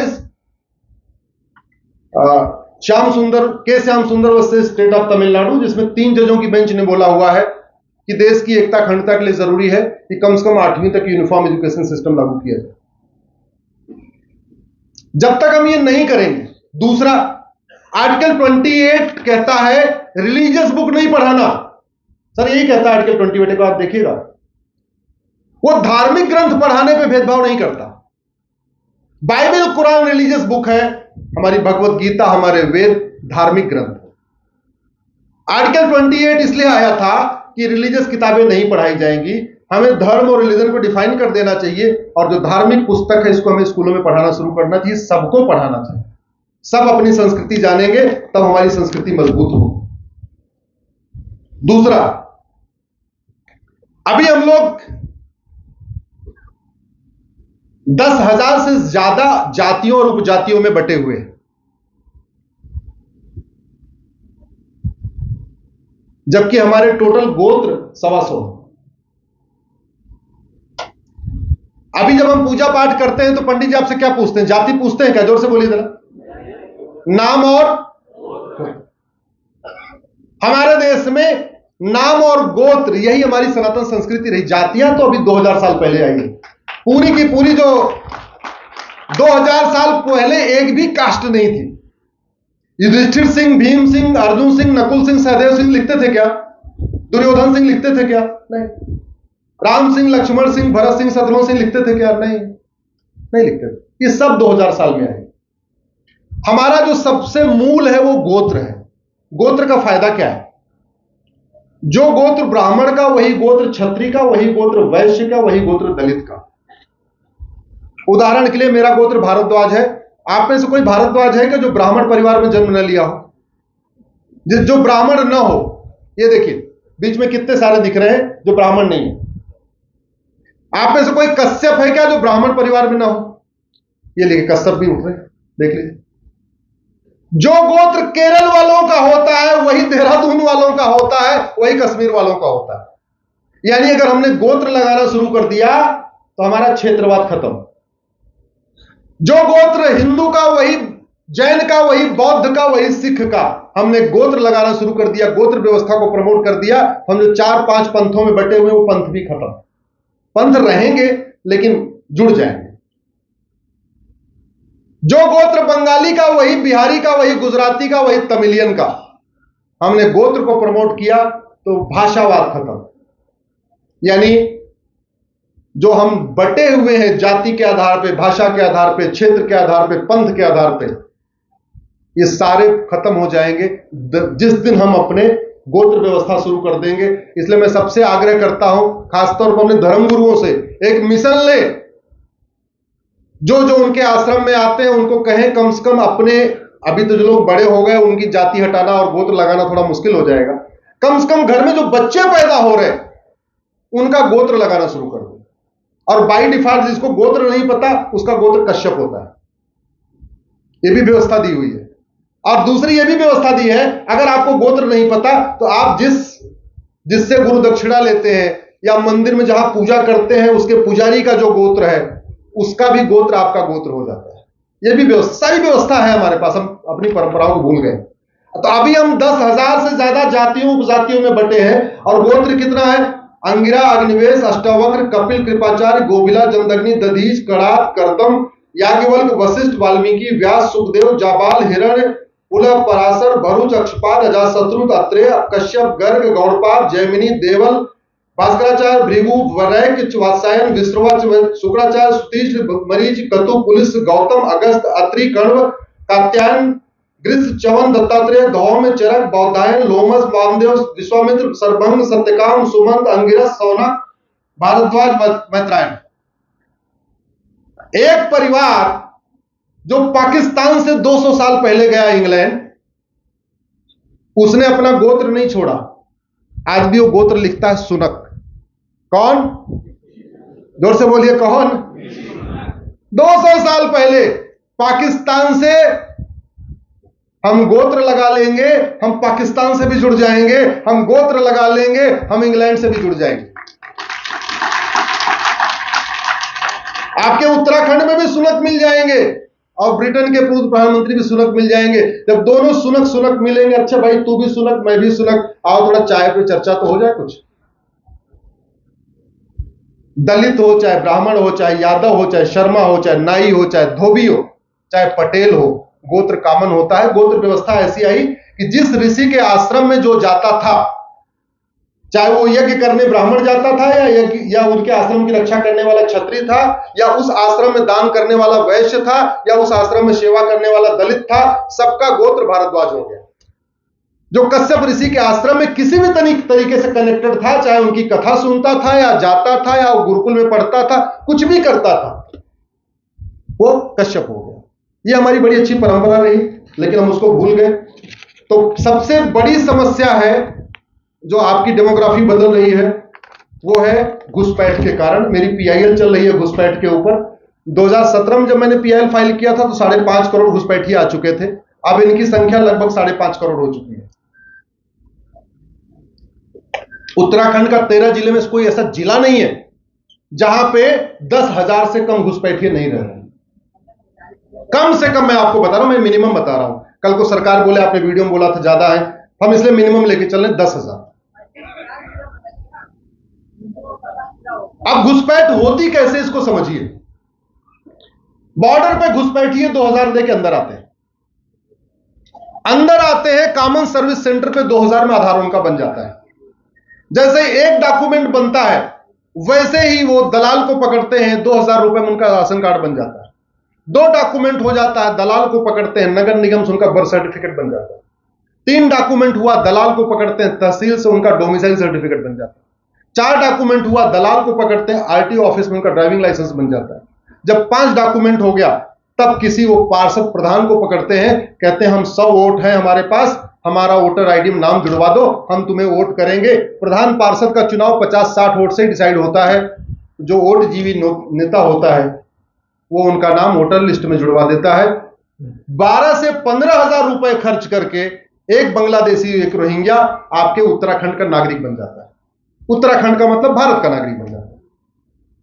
15,000 रुपए खर्च करता है और 2 साल में लगभग 5 लाख रुपए का सामान ले लेता है। हर महीने 5-5 करोड़ अनाज मिलता है। अनाज भी परिवार के हिसाब से नहीं, संख्या के हिसाब से मिलता है। उनकी संख्या भी 15-20 के आसपास होती है तो उनको तो 1 क्विंटल राशन मिल जाता है। मुफ्त मकान मिल जाता है, बैंक में खाता खुलवा के मुद्रा लोन भी ले रहे हैं, वजीफा भी मिल रहा है, माइनॉरिटी अफेयर मिनिस्ट्री वाला, सारा कुछ चल रहा है। और किसके पैसे से? जोर से बोलिए, किसके पैसे से? आपके पैसे से। आपके पैसे से आपके बगल में घुसपैठ हो रही है और आप देख रहे हैं। कैसे रुकेगा? भय बिन होय न प्रीत, सठे साठ्यम समाचार। घुसपैठ हमारी देश की एकता अखंडता के लिए खतरा है कि नहीं? जोर से बोलिए जरा। घुसपैठ हमारे राष्ट्र की सुरक्षा के लिए खतरा है कि नहीं? घुसपैठ एक देशद्रोह है कि नहीं? घुसपैठ एक ऑर्गेनाइज क्राइम है कि नहीं? घुसपैठ एक वेजिंग वॉर भी है। ये प्लान्ड वे में बसाया जा रहा है, ये वेजिंग वॉर हो रहा है। मात्र 5,000 घुसपैठिए गए थे 50 साल के अंदर। उन्होंने पर्सिया, जहां 90% पारसी रहते थे, उसको ईरान बना दिया था। और अभी घुसपैठिए यूरोप में क्या कर रहे हैं? कभी टीवी लगा के देखिएगा, गूगल करके देख लीजिएगा, फ्रांस में क्या कर रहे हैं, बाकी जगह क्या कर रहे हैं।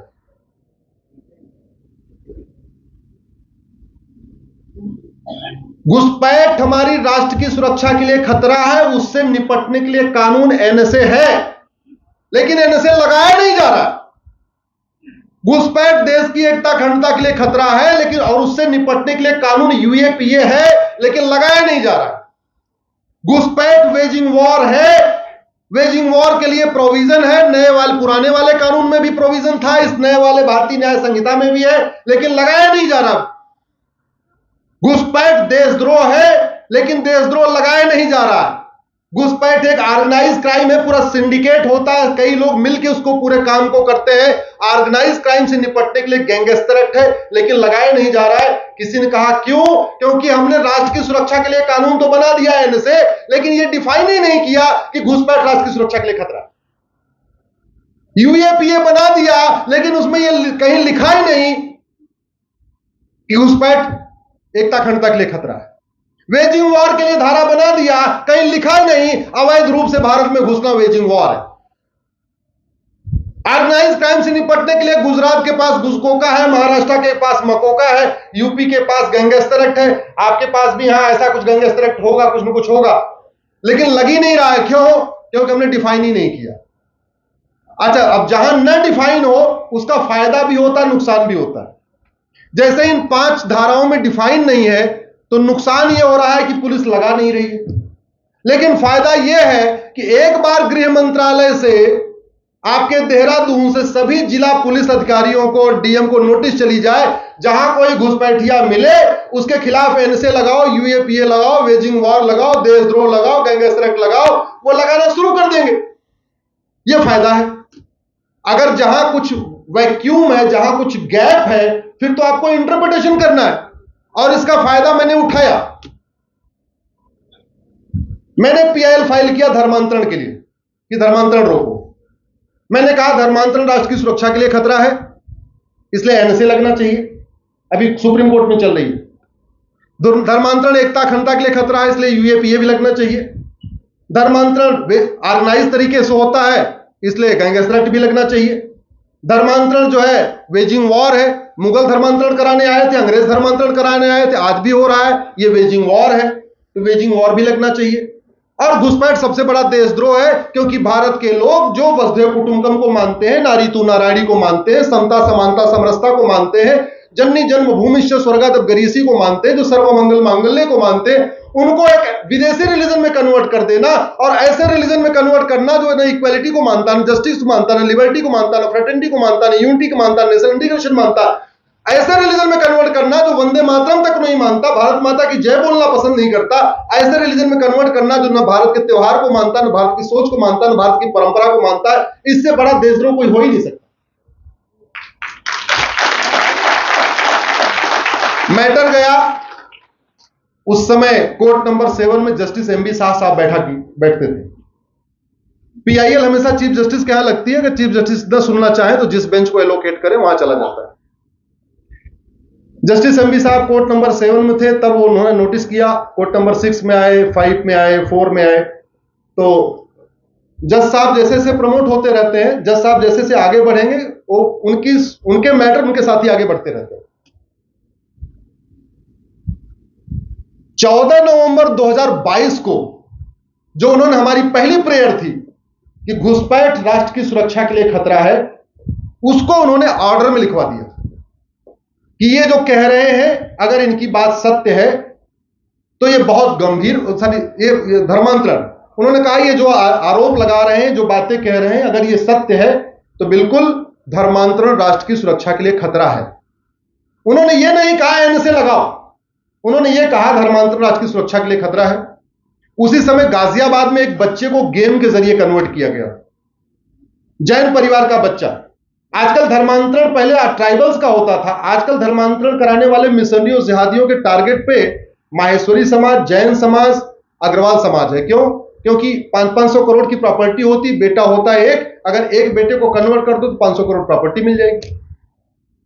तो उन्होंने टारगेट किया जैन परिवार, अच्छी खासी बड़ी फैक्ट्री, गाजियाबाद में 1000 गज की कोठी, 5-7 गाड़ी, नौकर, ड्राइवर, और उसको इतना रेडिकलाइज किया गेम के जरिए उसको कि वो कन्वर्ट हो गया, घर में नमाज पढ़ने लग गया। बाद में उन्होंने पुलिस से शिकायत किया, अखबारों में निकला, तो जैसे निकला मैंने कमिश्नर साहब से बात किया, हमने कहा ये देख लीजिए, आप भी गूगल कर लीजिएगा, conversion national security Ashwini Upadhyay करके, तो आपको डिटेल मिलेगा। 14 नवंबर 2022, मेरे को डेट यही याद है, शायद 2022 की 14 नवंबर की।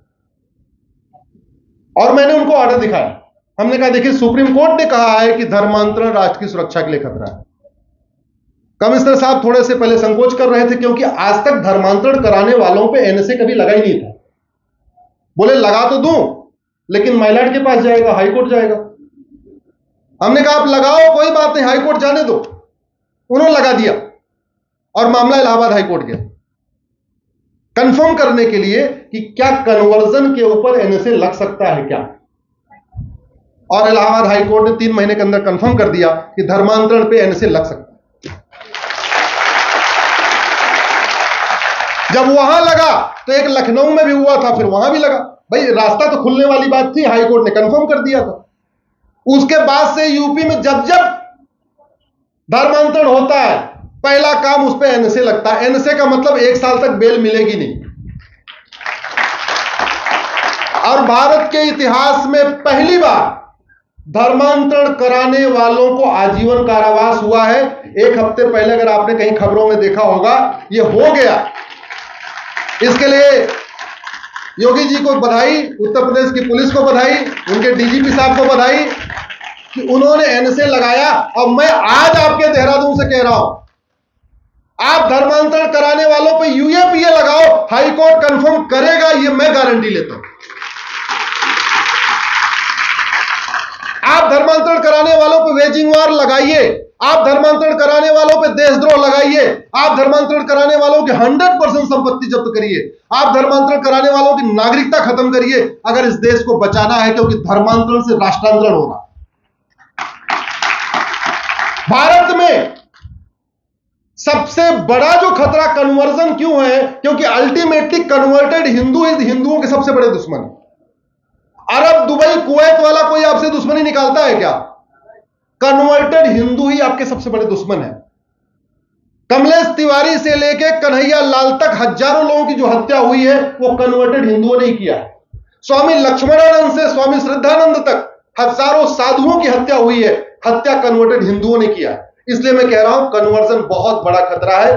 निपटने का एक ही तरीका है, भय बिन होय न प्रीत, सठे साठ्यम समाचरित। आप धर्मांतरण कराने वाले मिशनरियों, जिहादियों, उनके मददगारों की, उनके ऊपर एनएसए लगाइए, यूएपीए लगाइए, वेजिंग वॉर लगाइए, देशद्रोह लगाइए, गैंगस्टर एक्ट लगाइए, 100% प्रॉपर्टी जब्त करिए, नागरिकता खत्म करिए, आजीवन कारावास देना शुरू करिए। 10-20 को दे दिया, मैं गारंटी के साथ कहता हूं खौफ पैदा हो जाएगा, धर्मांतरण कराना बंद कर दो।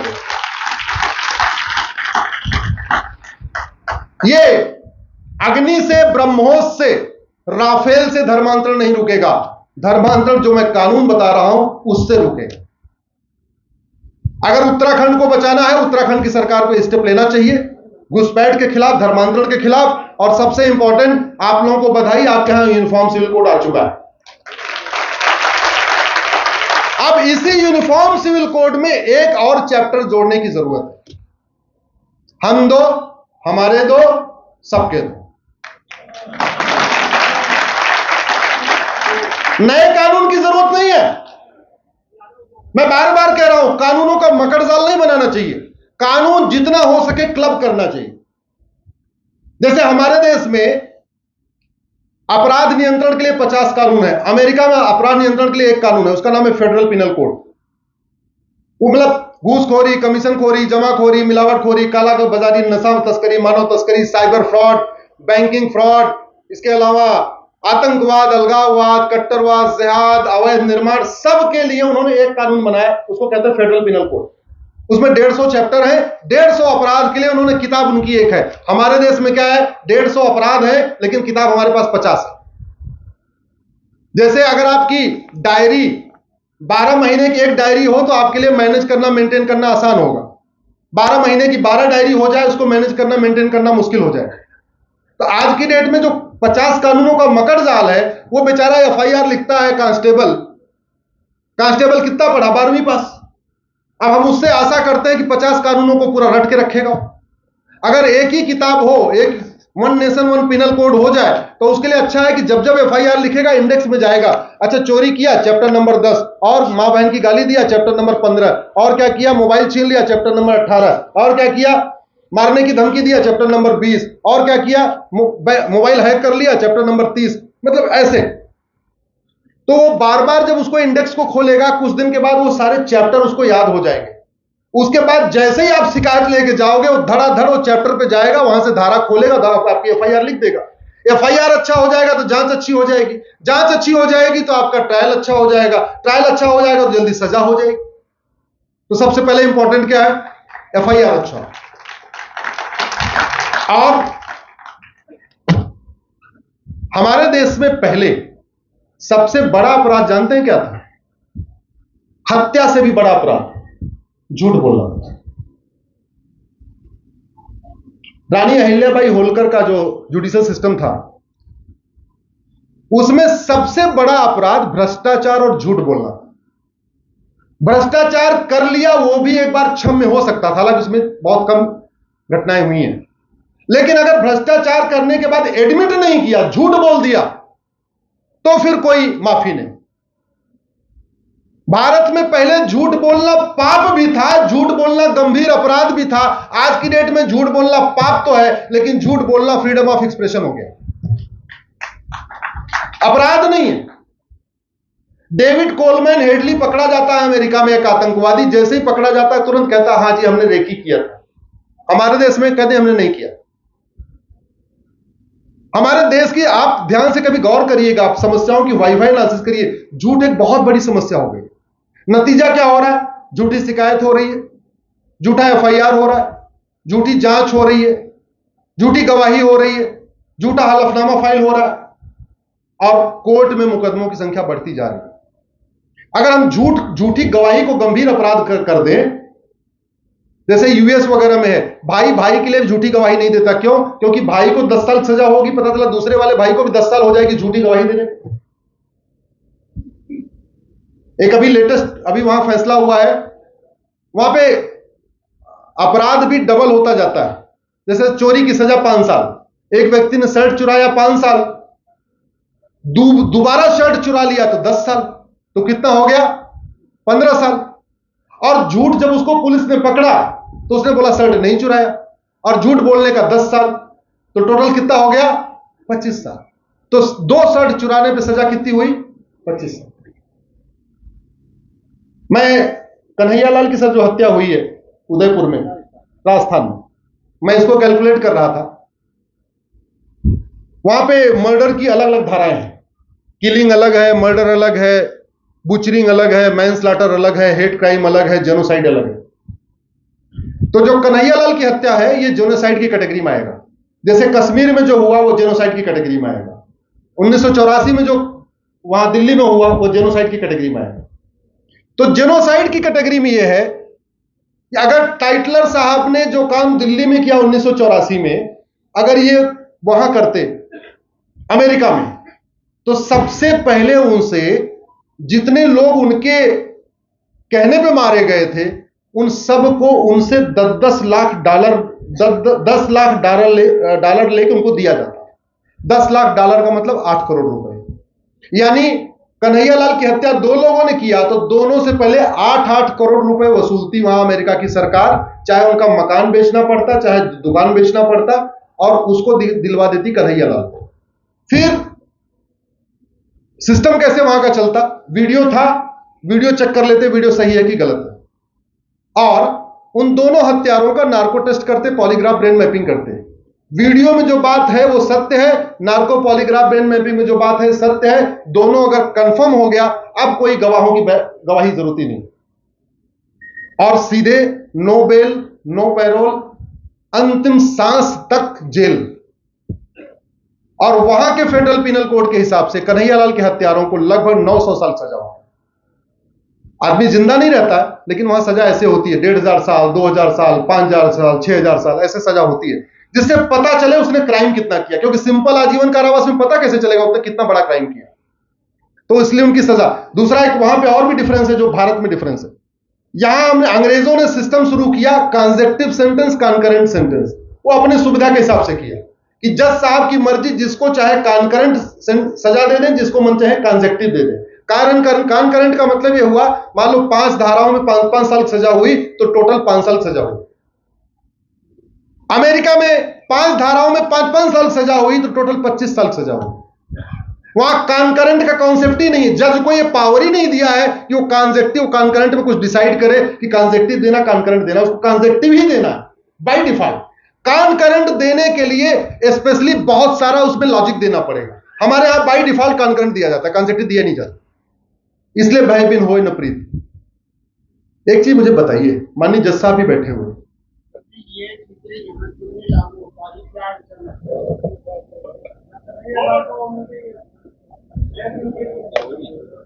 आप जो सवाल हमसे पूछ रहे हैं, ये सवाल कितनी बार आपने अपने सांसद और विधायक से पूछा?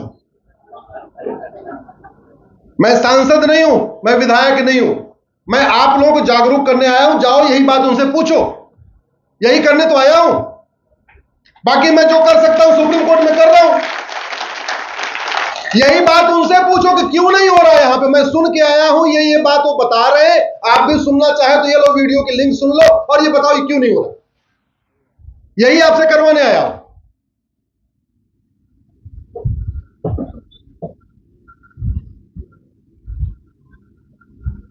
मेरा मानना है कि समय काफी हो गया है, 6 बज चुका है। बाकी हम लोग सोशल मीडिया के जरिए जुड़े रहेंगे। 3-4 आग्रह करके जा रहा हूं।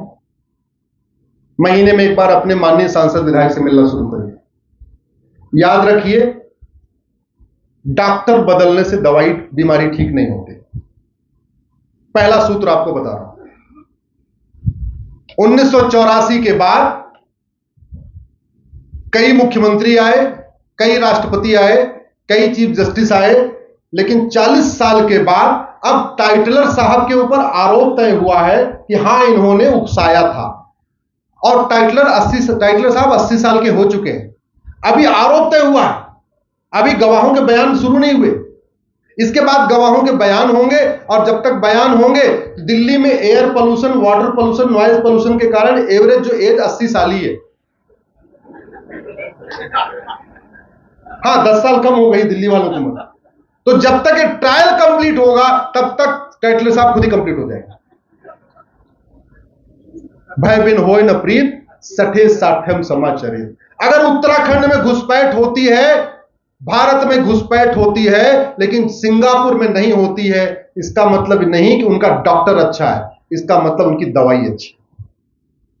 अगर सिंगापुर में भारत में घुसपैठ होती है, दुबई में नहीं होती, इसका मतलब नहीं कि उनका शेख ज्यादा अच्छा है, बड़ा ईमानदार है, बड़ा मेहनती है। इसका मतलब वहां कानून का खौफ है, पता है इनके यहां नहीं जाते। ऐसे घर में देख लीजिए, आप गांव में देख लीजिए, कुछ घरों के सामने 10-12 कुत्ते आके बैठे रहते हैं हमेशा, और कुछ घरों के सामने एक भी नहीं बैठते। आपस में बता देते उधर मत जाना, उधर लठ पड़ती है। ये खौफ है। जानवर भी खौफ को समझता है। इंसान तो छोड़ दीजिए, जिसके पास कम बुद्धि है वो भी समझता है उधर नहीं जाना। हमें खौफ पैदा करना पड़ेगा।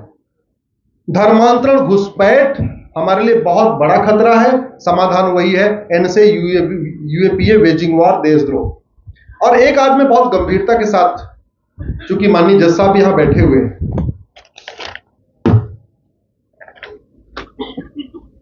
अगर कोई माफिया है, हत्यारा है, 30-40 मर्डर कर चुका है, और वो आपके गली में, आपके घर के आके सामने किसी को गोली मार दे, आपकी गवाही देने की हिम्मत पड़ेगी उसके खिलाफ? जोर से बोलिए जरा, जोर से बोलिए जरा। मैं मन से पूछता हूं, हिम्मत पड़ेगी क्या? नहीं पड़ेगी। फिर हम आर्टिकल 20 का वो इंटरप्रिटेशन क्यों करके चल रहे हैं कि भारत में नार्को पॉलीग्राफ में नहीं कर सकते? अरे ये आर्टिकल 20 जब आया था तो इसलिए आया था कि उस समय 1947, 48, 49 में जब संविधान बन रहा था, जब आर्टिकल 20 बन रहा था, तो संविधान निर्माताओं ने सपने में भी नहीं सोचा था कि आने वाले टाइम में नार्को टेस्ट हो जाएगा, पॉलीग्राफ हो जाएगा, ब्रेन मैपिंग हो जाएगा। हमारे संविधान निर्माताओं ने यह भी नहीं सोचा था आने वाले टाइम में इतने लोग झूठे हो जाएंगे। संविधान निर्माताओं ने भी नहीं सोचा था आने वाले टाइम में इतने अलग अलग तरीके के माफिया पैदा हो जाएंगे, ड्रग स्मगलर पैदा हो जाएंगे, ह्यूमन ट्रैफिकिंग करने वाले पैदा हो जाएंगे। वो तो जैसे थे उसी सोच के साथ उन्होंने कानून बना दिया। अल्टीमेटली जैसा व्यक्ति होता है उसको वही पूरी दुनिया वैसे ही दिखती है, अलग नहीं दिखती है। बहुत करेगा थोड़ा बहुत आदमी और तुलना सोच लेगा, अच्छा आने ये खतरा आ सकता है, ये खतरा आ सकता है। आर्टिकल 20, इसलिए आर्टिकल 20 क्या कहता है, किसी व्यक्ति को आप उसके खिलाफ गवाही देने के लिए मजबूर नहीं करेंगे। और जानते हैं क्यों आया था? क्योंकि उस समय अंग्रेजों की सरकार देख चुके थे हमारे संविधान निर्माता। अंग्रेजों के समय में पुलिस चाहे वो तिलक को पकड़े या वीर सावरकर को पकड़े, लाठियों से पीट पीट के उनसे उगलवाती थी। तो संविधान निर्माताओं ने कहा कि पुलिस टॉर्चर करके किसी को अपने खिलाफ एडमिट न करा ले, अपने खिलाफ गवाही न करवा दे, तो आर्टिकल 20 में यह बोला आप किसी व्यक्ति को उसके खिलाफ गवाही देने के लिए मजबूर नहीं करेंगे। लेकिन यह थोड़ी बोला था कि सच उगलवाने के लिए आप नार्को टेस्ट नहीं कर सकते, सच पकड़ने के लिए पॉलीग्राफ टेस्ट नहीं कर सकते, सच उगलवाने के लिए ब्रेन मैपिंग नहीं कर सकते। लेकिन हमारे माननीय सुप्रीम कोर्ट के जजों ने एक केस है, उसका नाम है Selvi versus state of Karnataka, 2010 में एक फैसला दे दिया कि narco polygraph brain mapping article 20 का वायलेशन है। कैसे वायलेशन हो गया? बड़े बड़े माफियाओं के साथ कोई गवाही देने के लिए तैयार नहीं, चाहे वो खनन माफिया हो, चाहे बालू माफिया हो, चाहे वो शूटर हो, चाहे गैंगस्टर हो, चाहे वो ड्रग स्मगलर हो, उसके खिलाफ कोई गवाही देना चाहता नहीं। बाकी तो छोड़ो, मैं माननीय जजों से पूछता हूं, क्या आपके परिवार के सामने किसी का मर्डर हो जाएगा, आपके परिवार के लोग जाके गवाही देंगे क्या? माननीय सांसद, विधायक, मंत्री एक बार अपने परिवार में पूछ के बताएं कि अगर उनके फैमिली के लोग मार्केटिंग करने गए हुए हैं और वहीं पर अगर कोई बम ब्लास्ट हो जाए, कोई किसी का मर्डर कर दे, क्या उनके परिवार की इतनी हिम्मत है कि जाके 2-4 बार जाके कोर्ट में गवाही देंगे? नहीं देंगे। तो फिर जब गवाही नहीं दे रहे हैं तो नतीजा यह हो रहा है, आज की डेट में लोग सबूत के अभाव बरी होते जा रहे हैं। टेक्नोलॉजी है, सब कुछ एडवांस हो चुका है। पहले दुनाली बंदूक हुआ करती थी, आज की डेट में राफेल ओफेल सब आ चुका है। अग्नि आ गया, ब्रह्मोस आ गया, चंद्रयान बन गया, मंगलयान बन गया, सब कुछ बन गया। लेकिन नार्को पॉलीग्राफ ब्रेन मैपिंग नहीं बन रहा। अरे भैया, माफियाओं के फंडामेंटल राइट की कितनी चिंता क्यों कर रहे हो? स्मगलर के फंडामेंटल राइट की कितनी चिंता क्यों कर रहे हो? अरे जो आदमी इतना बड़ा स्मगलर है, उसको 2 इंजेक्शन देके नार्को टेस्ट करवा लेंगे तो कौन सा उसका फंडामेंटल राइट वायलेट हो जाएगा? जो इतना बड़ा माफिया है, गैंगस्टर है, बलात्कारी है, हत्यारा है, करना क्या है? 2 इंजेक्शन दिया नार्को टेस्ट, 2 इंजेक्शन दिया पॉलीग्राफ और 2 इंजेक्शन दिया ब्रेन मैपिंग। 6 इंजेक्शन में पूरा सच सामने आ जाएगा। सच पकड़ो और सीधे उसको डाल दो, सजा दे दो। काहे लोगों की जान ले रहे हो? भारत में लाखों गवाहों की हत्या हो चुकी है सर। प्रॉपर्टी के विवाद में गैंगस्टर ने या बाकी अलग अलग मुद्दों पे भूमाफियाओं ने हजारों लोगों की हत्या कर दिया है जो गवाही दे रहे थे।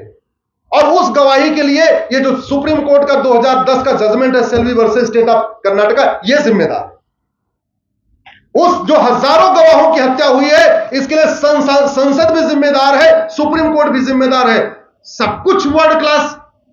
अपनी सुरक्षा के लिए हमारा डाटा कोई हैक ना कर ले, उसके लिए आईफोन चला रहे, आईपैड चला रहे, बढ़िया स्मार्टफोन चला रहे। और लोगों की रक्षा के लिए अगर एक narco test polygraph brain mapping हो जाएगा तो कौन सा तूफान आ जाएगा? लेकिन नहीं। कई बार ऐसे लगता है कि ये जो फैसले आते हैं ना, ये जमीनी हकीकत से कोसों दूर आते हैं।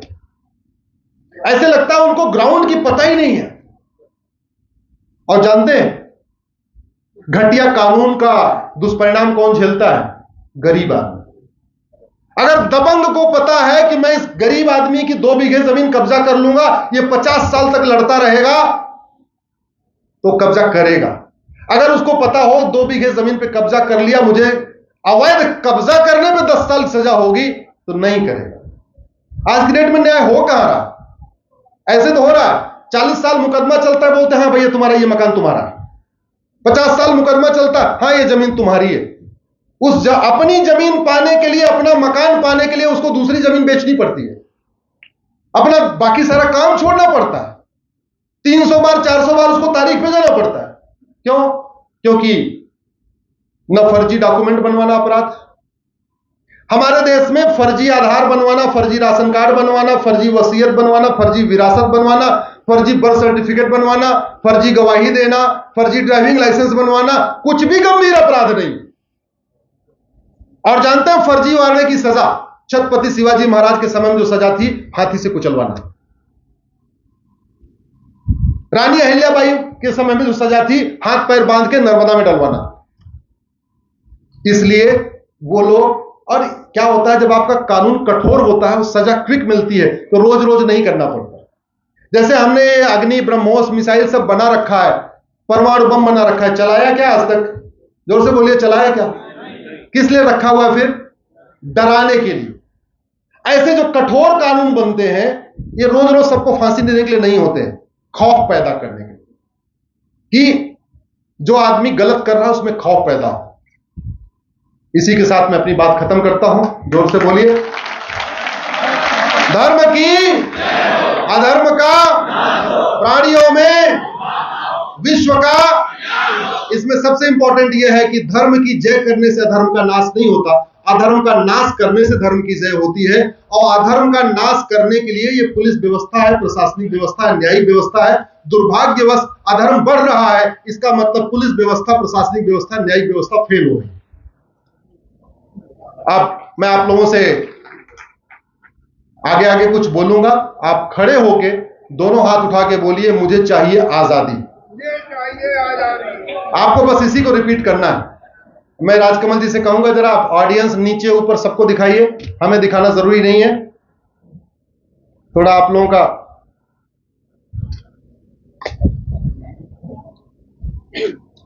गुलामी के नाम से,